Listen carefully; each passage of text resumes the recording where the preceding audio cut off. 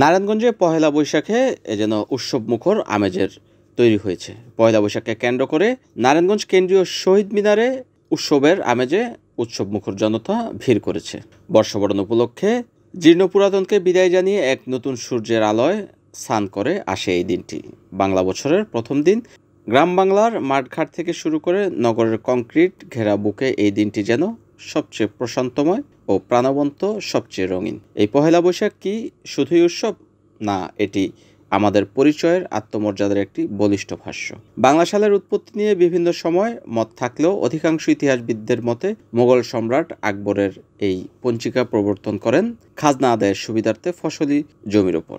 আর শহরের মানুষেরা এই পহেলা বৈশাখকে কেন্দ্র করে সকাল থেকেই বিভিন্ন আচার অনুষ্ঠানের মধ্য দিয়ে শুরু করেন। এরই ধারাবাহিকতায় নারায়ণগঞ্জ সাংস্কৃতিক জোট এক বর্ষবরণের আয়োজন করে। সকাল থেকে বিকেলের পরে বর্ষবরণ উপলক্ষে গান, কবিতা আবৃত্তি সহ বিভিন্ন উৎসবে মেতে আছেন নারায়ণগঞ্জ কেন্দ্রীয় শহীদ মিনারে। আর দর্শনার্থীদেরও এই উৎসব উপভোগ করার জন্য উপচে পড়া ভিড় লক্ষ্য করা গেছে নারায়ণগঞ্জ কেন্দ্রীয় শহীদ মিনার এলাকায়। NN TV, Narayanganj.